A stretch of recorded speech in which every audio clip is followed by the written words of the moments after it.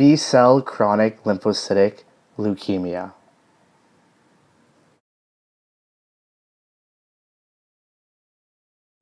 In our video presentation, we will be discussing the overview, pathophysiology, recent scientific advancements, and future directions of B-cell chronic lymphocytic leukemia. B-cell chronic lymphocytic leukemia, also known as BCLL, can be defined as the most common form of leukemia that is diagnosed in patients, resulting in the metastasis of B-cell lymphocytes.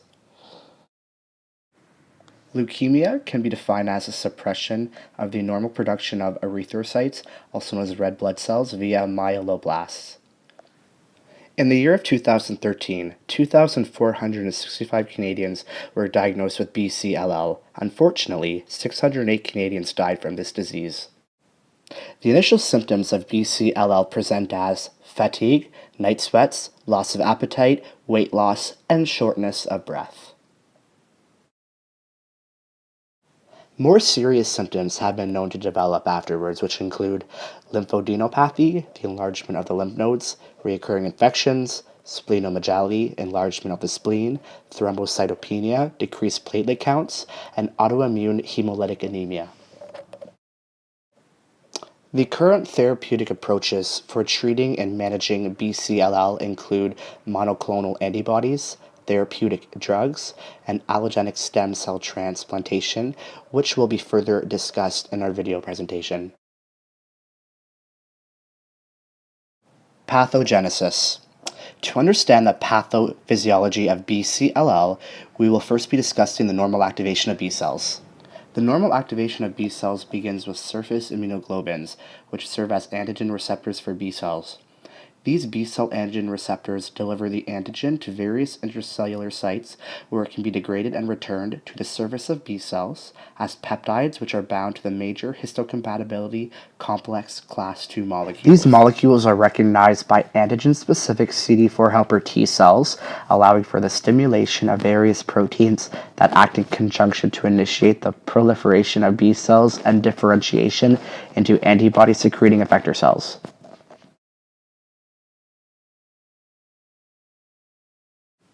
The development of BCLL begins with the formation of hematopoietic stem cells bearing oncogenetic mutations, giving rise to B cells with anti-apoptosis genes such as BCL2.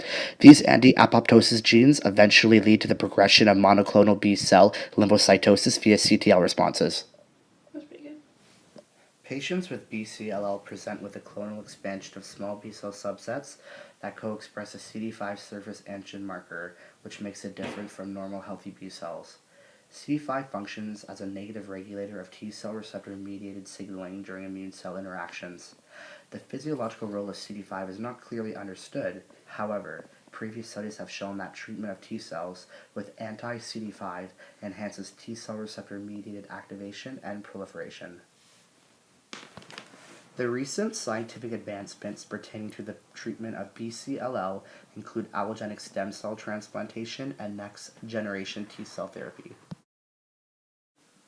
Allogenic stem cell transplantation, also known as allo-SCT, can be defined as a procedure in which a patient receives hematopoietic stem cells and progenitor cells from the bone marrow of a healthy familial or non-familial donor matched for HLA type in hopes to suppress the disease and restore proper immune function. Anti-tumor activity termed graft versus leukemia (GVL) and allo-SCT must be properly balanced with the antigen non-specific toxicity of graft versus host disease (GVHD) to ensure that T lymphocytes provided from the donor cease to attack the recipient's immune system. Allogenic T cells have been deemed as effective anti-cancer agents due to several reasons, such as antigen specificity, generation of immune memory, and long-term tumor surveillance appeals. Next-generation T cell therapy employs the use of autologous T cells, which are derived from the patient and are harvested from bulk tumors. Tumor-infiltrating lymphocytes are activated in vitro and re-administered to the patient with hopes of inducing an endogenous tumor-associated CTL response. The genetic engineering of autologous cells can be defined as the most current platform in T cell immunotherapy. This allows for a greater control over antigen specificity, achieved through transgenic antigen receptors. Future directions of BCLL include the chemotherapeutic functions of cyclic-dependent kinase and histone deacetylase inhibitors.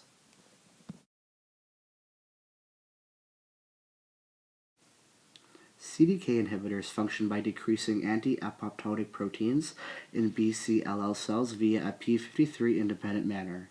The CDK inhibitor known as dinasoslib exerts potent toxicity against BCLL cells by downregulating the mRNA and protein expression of MCL1. Dinasoslib achieved an overall response rate of 58% and a progression-free survival of 16 months in patients with BCLL. Histone deacetylase inhibitors mediate the epigenetic silencing of certain miRNAs that are critical for tumor suppressors and are overexpressed in BCLL cells. Inhibition of HDACs in vitro induces the expression of these miRNAs, followed by a decreased level of MCL1 and induction of cell death.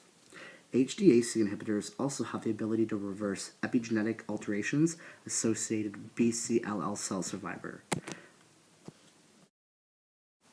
Mositinostat is an orally available HDAC inhibitor that demonstrates efficacy in human cancer cell lines such as BCLL through autophagic impairment.